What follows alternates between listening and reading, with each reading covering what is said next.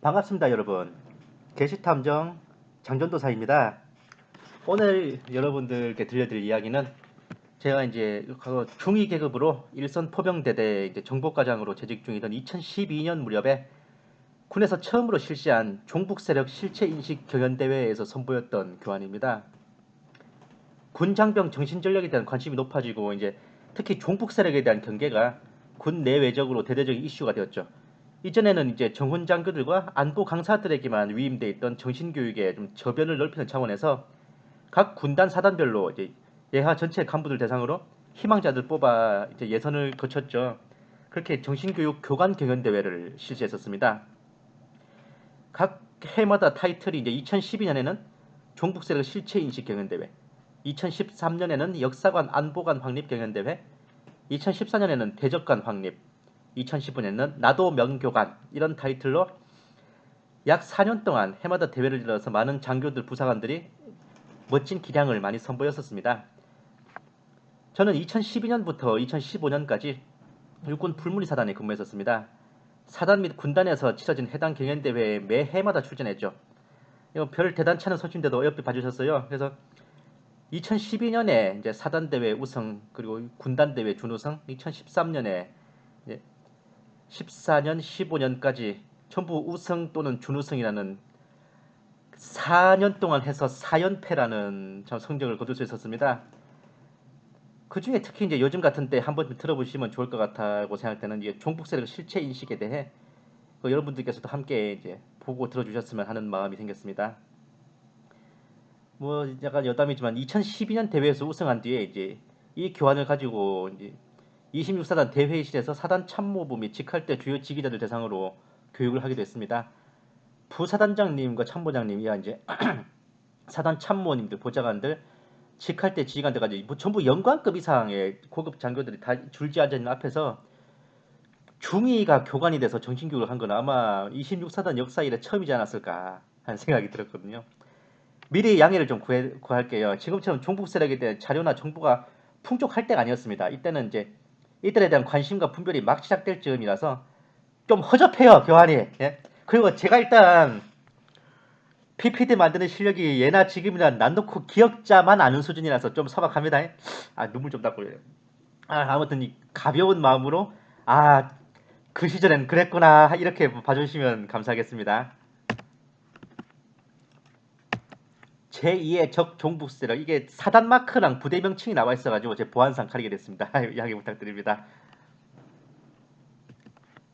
적이란 언제 들어봐도 우리로 하여금 피를 끓게 만들고 가슴 설레이게도 만들고 심심하지 않게 만들어주는 등 너무도 그 마음이 아름답고 어여뻐 옆에 있으면 확 깨물어 죽이고 싶게 만들어주는 그런 존재들이죠. 이러한 적으로부터 우리 조국을 지키기 위한 것이 우리네 군인들의 존재의 목적이고, 우리가 복무기간 동안 열심히 교육훈련을 받고 임무수행에 전념하는 것은 이들과의 한판 승부를 위한 소중한 사명이기도 합니다. 그렇다면 우리는 적이 누구인가, 그리고 무엇인가에 대해 알아볼 필요가 있습니다. 사전적인 의미로 보면 적이란 우리의 안보를 위협하고 우리나라의 멸망을 목표로 하며 그 기도와 능력을 갖춘 집단입니다. 한마디로 우리 대한민국의 안보와 번영을 위협하는 세력이죠. 언급하였듯이 우리를 위협하겠다는 의지와 함께 그것을 해낼 만한 능력도 갖추고 있어야만 진짜 적이라고 할 수 있습니다. 왜냐하면 소말리아나 나이지리아 같은 나라들이 우리 대한민국을 쳐부수겠다고 이를 갈아봤자 우리가 걔네들을 보고 적이라고 하진 않습니다.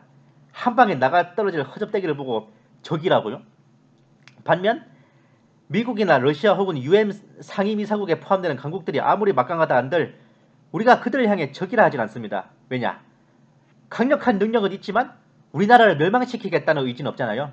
그런데 이 지구상에서 우리 조국 대한민국을 멸망시키겠다는 굳센 결의에 불타는 족속들이 딱 한 패거리 있습니다. 그것은 바로 저기 휴전선 북쪽에 위치한 북괴라고 하는 것들과 그들의 수족인 북괴군이라고 하는 자들입니다. 북괴군은 엄필칭 우리의 주적입니다. 왜냐하면 이 지구상에 200개가 넘는 국가들이 있고 그만한 숫자의 군대 조직이 있지만 그 많은 군대들 중에 우리 대한민국의 멸망을 존재의 목적으로 하는 놈들은 오로지 북괴군 뿐이기 때문이에요. 말뿐만 아니라 나름대로 실력도 좀 갖춰놓고 있습니다.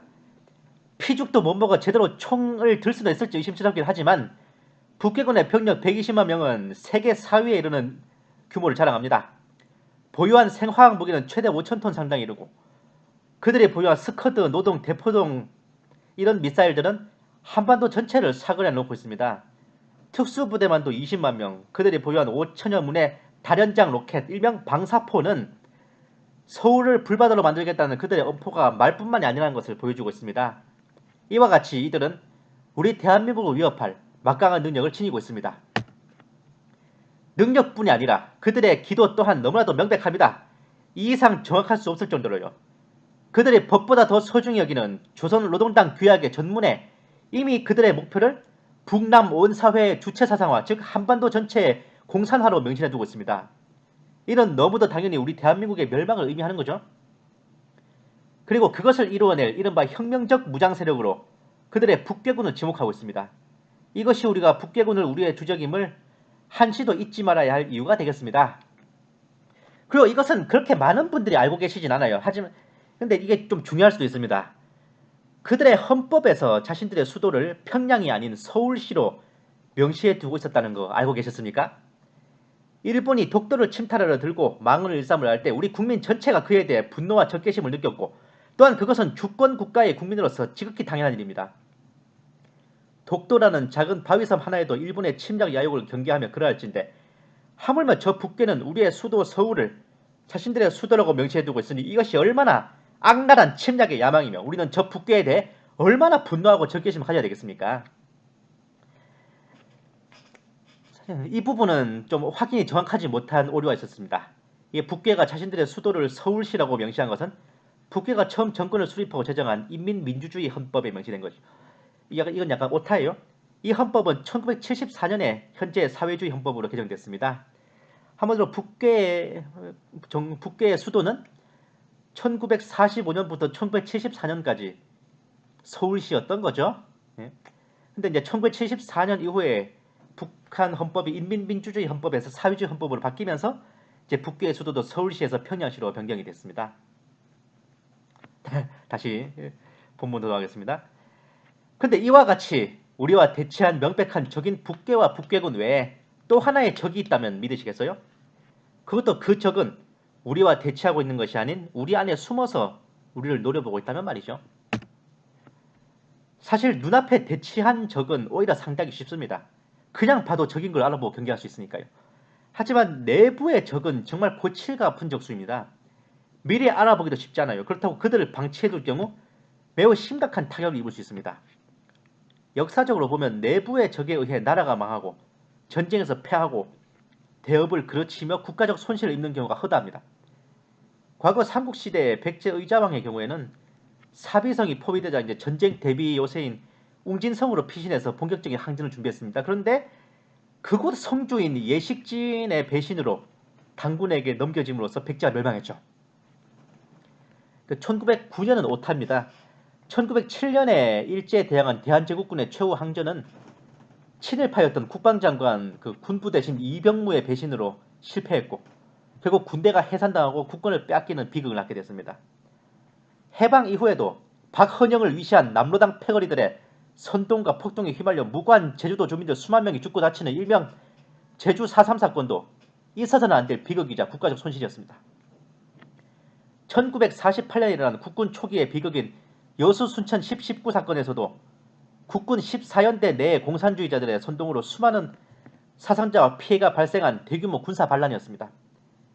이 사건의 경우 매우 특이한 케이스인데 14연대장 오동기 소령과 예하 중대장인 김지회 중위, 홍순석 중위 및 인사계 지창수 상사 등 주요 간부들 상당수가 남로당의 지령을 받은 간첩이었어요. 14연대를 진압하기 위해 광주에서 파견된 4연대도 도리어 14연대에 가담해서 국군과 경찰을 공격하는데 반란을 일으켰죠. 이것이 국군의 흑역사가 생겨서 지금도 대한민국 국군의 모든 부대 번호에 연대급 이상에는 사자를 사용하지 않는 전통이 생겼습니다. 흔히 죽을 사자와 같은 발음이라서 금기시하는 것 때문에 부대 번호에 사자를 안 쓴다고 생각하시는데 이 14연대와 4연대의 반역으로 인해서 4번이 영구 결번된 겁니다. 북한의 경우 4사단, 4군단 이렇게 부대 번호에 사자를 태어나게 씁니다. 이와 같이 우리나라의 과거 역사 속에서 내부의 적은 항상 존재했습니다. 이렇게 우리를 배후에서 위협해왔는데 이러한 제2의 적들은 지금도 암약해서 우리를 찌를 기회만 노리고 있는 게 사실 팩트입니다. 이들이 일명 종북 세력들이라 불리는 족속들이죠. 과거에는 이들을 일컬어 친북 세력 내지는 친북 용공 세력 이렇게 칭했는데 이들은 단순히 북괴와 친밀하고 그들을 지지하는 정도를 넘어서 아예 작심하고 북괴의 지령에 따라 우리 대한민국을 실제적이고 실질적이고 실무적으로 갈아버릴 음모를 꾸미고 실천하려 하고 있기에 이건 친밀의 차원을 넘어 추종하는 수준에 이르렀다고 판단되어 종북 세력이라 일컫는 것입니다. 이들의 역사에 대해 간략히 살펴볼 필요가 있는데 이들의 최초 기원은 해방 이전 일제강점기에 박헌영이 결성한 국내 최초의 공산당 조직인 경성콤그룹에서 시작합니다. 이들은 곧 명칭을 조선공산당이라 개칭하고 본격적 활동에 나섰어요. 이들이 일제로부터 핍박을 받았다 해서 이들을 독립운동가라 착각해서는 결코 안 되는 것이 이들의 목적은 조국의 해방이 아닌 공산주의 혁명이었습니다. 이들이 바라는 독립된 국가도 자유민주주의 국가가 아닌 공산주의 국가였기 때문입니다. 해방 후 남북이 분단되어 북쪽을 소련을 등에 업은 김일성이 지배하게 되자 박헌영과 그 일당들은 자신들의 명칭을 남조선 노동당, 일명 남로당으로 개칭했어요. 위조 집회, 요통, 대규모 총파업에 노동자들을 선동한 폭동, 제주 4.3 사건, 국군 14연대 반란 사건 등 신생 대한민국을 혼돈의 카오스로 몰아가려는 수많은 음모와 수작을 부렸습니다. 이들은 1950년에 6.25 전쟁이 발발하자 북괴군과 합작하여 우리 국민들을 학살하는 데 앞장을 섰는데 이들의 만행이 어느 정도였는지를 간단히 설명하면 3년간의 전쟁으로 사망한 우리 국민이 총 37만 명입니다. 사상자, 부상자까지 다 합치면 99만 명이죠. 그 중에 남로당 종북 세력에 의해 학살된 국민이 15만 명입니다. 37만 명 중에 15만 명. 제 말이 야부리가 아닙니다. 생각해보세요. 우리가 알고 있기로 북괴군은 어떤 지역을 점령하자마자 인민재판을 열어서 지주 자본가 군인 경찰 및 공무원 교사를 비롯하여 우익 인사들 등등을 학살하거나 납치했는데 아니 저 멀리 북녘에서 온 북괴군들이 그 지역에 누가 누군지 어떻게 알고 그랬겠어요? 그 지역에 잠복하고 있던 종북 세력들의 서포트가 없이 가능한 일입니까? 우리가 흔히 6.25 전쟁을 배경으로 한 영화나 드라마에 보면은 그 인민재판 부분에서 따발총을 들고 있는 북괴군 옆에 빨간 완장 차고 죽창 든 패거리들이 있어요. 이들이 바로 그 남로당 종북 세력들을 매우 잘 표현해주고 있습니다. 전쟁을 경험하신 많은 분들이 북괴군 이상으로 그 종북 세력들의 학살과 만행이 더 잔인하고 악랄했다고 회고하고 계시죠. 이들은 북괴군이 패퇴하자 지리산 등지로 잠적하여 남부군이라는 이름으로 게릴라 활동을 지속했습니다. 이 마지막 빨치산인 정순덕이 체포됐을 때가 무려 1963년이었습니다. 실로 6.25 전쟁은 국군과 북괴군의 1대1 전쟁이 아니라 북괴군 플러스 종북 세력과 국군이 맞붙은 2대1의 싸움이라 하겠습니다.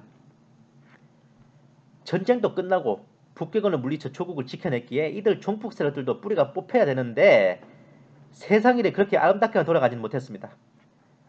전쟁 후 산업화 시기에 이들은 학생운동과 노동운동 등에 편승해서 자신들을 위장해서 반정부 책동에 전념했죠. 민주화 시기에 들어서서는 자신들을 민주투사, 진보인사 등으로 가장하여 정부를 비난하고 사회 혼란시키는 데 앞장섰습니다. 이들은 현재까지도 그 명맥이 끊어지지 않았고 여전히 자주 평화, 인권, 반미, 민족 공조 이런 걸 내세우며 사회 곳곳에서 활동하고 있습니다. 이들이 눈에 잘 보이지 않는다고 해서 그 존재를 의심하거나 영향력을 가볍게 보시면 심히 골룸합니다. 한 병에 물을 검게 물들이는 데는 단 한 방울의 잉크로도 충분한 법입니다. 가랑비에 옷 젖는 격으로 알게 모르게 이들 종북 세력의 활약은 각계각층에서 빛을 발하여 그 결과 우리 사회에는 매우 참담한 일들이 벌어졌습니다. 초중고등학생의 40% 상당이 6.25 전쟁을 알지 못하는 실정은 애교로 봐줄 만한 노릇입니다. 각종 영화와 매체에서 국군을 학살자, 범죄자 또는 외세의 하수인, 평화통일의 걸림돌 정도로 매도하고 있습니다. 정부에서 시행하는 각종 정책과 방침에 대해 밑도 끝도 없이 반대를 위한 반대를 일삼으며 끊임없는 남남 갈등을 조장해 국가 경쟁력을 소진시키고 함께 단결해서 국가 발전과 번영을 위해 나서야 할 역량을 무의미하게 낭비하게끔 만들고 있어요. 이 정도면 차라리 다행이죠. 근데 2012년 당시에 이제 전모가 드러났던 왕재산 사건, 이들 종북 세력들이 지하당을 구축해서 유사시 북괴 남침 시 아군을 혼란시키고 기습을 가할 제2전선을 구축할 수 있다는 것에서 더욱 우려되는 상황입니다.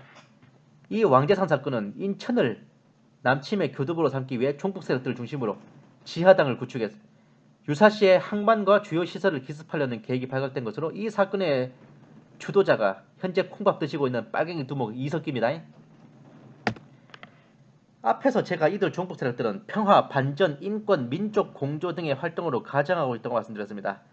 그런데 종북 세력들이 그런 것으로 스스로 위장하여 문제지 사실 그런 활동 자체가 나쁜 건 아니잖아요. 그렇다면 대체 어떻게 해야 진보인지 종북인지 구별할 수 있나? 이거 참 애매합니다. 이 애매한 것을 정해드리기 위해 제가 잠시나마 애정남이 되드리겠습니다. 참고로 저 당시에 개혁 콘서트에 애정남이 인기를 끌었어요. 진보와 종북 이것을 어떻게 구별하는가? 이거 애매합니다. 첫째, 평화와 반전을 외친다. 진보 맞습니다. 근데 핵무기를 만들고 전쟁에 미쳐 날뛰는 북괴에 대해서는 입을 꾹 다문다. 이거 종북입니다. 둘째, 자유와 인권을 외친다. 진보 맞습니다. 근데 20만이 넘는 인민을 정체범 수용소에 가두고 학살하는 북괴의 인권에 대해서는 모르세. 이거 종북입니다. 셋째, 민주주의를 외친다. 진보 맞습니다. 근데 공산주의 국가 중에서 유례가 없는 북괴 3대 세습에 대해서는 그들 내부적인 문제라고 눈을 가린다. 이거 종북입니다. 끝으로 우리 민족끼를 외친다. 진보 맞습니다. 그런데 북괴 남침과 도발로 우리 국민들이 수도 없이 죽고 다쳤는데 북괴를 감싸주고 퍼주려고만 한다. 이거 종북입니다. 애매한 게 좀 해결됐습니까? 제가 농담처럼 말씀드렸지만 이거 상상 이상으로 중요한 일입니다.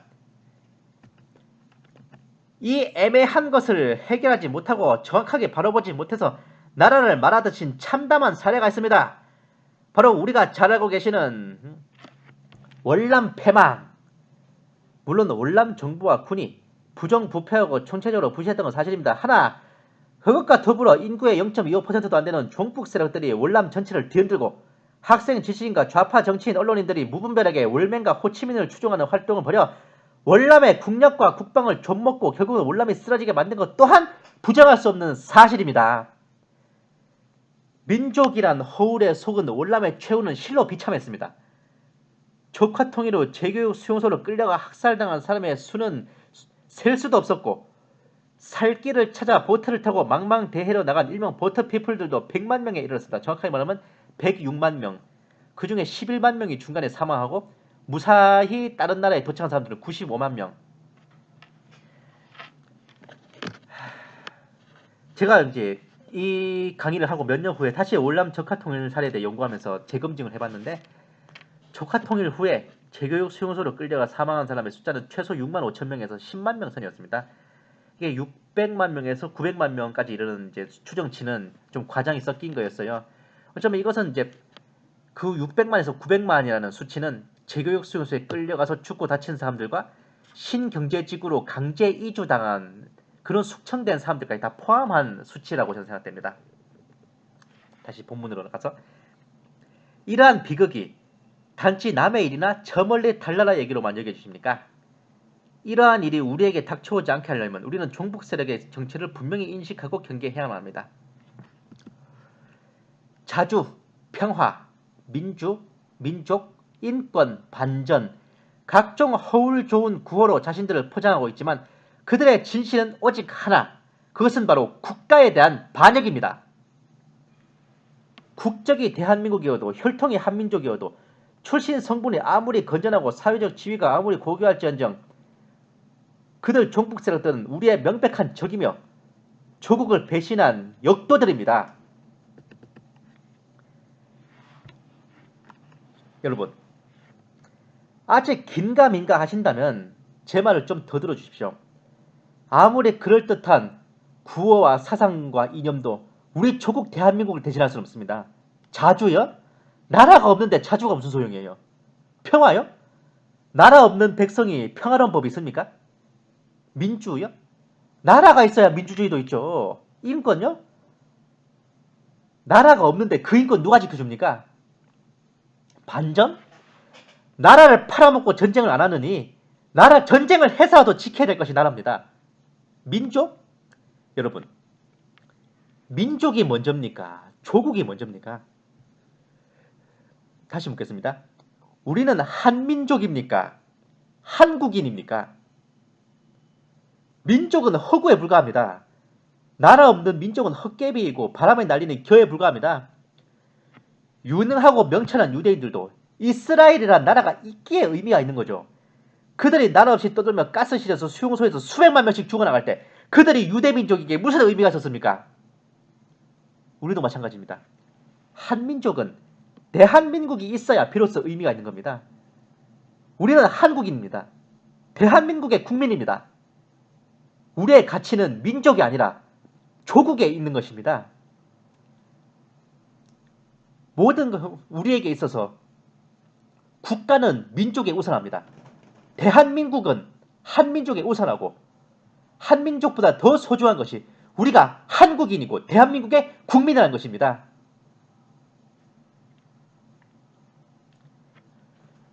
한 번 더 강조하며 마무리하겠습니다. 그 어떤 허울 좋은 포장과 이념도 우리 조국 대한민국을 대신할 수는 없습니다. 국가와 국민을 대신할 수는 없습니다.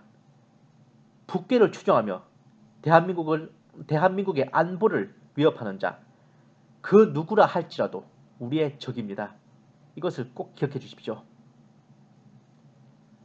감사합니다. 개시탐정 장전도사였습니다.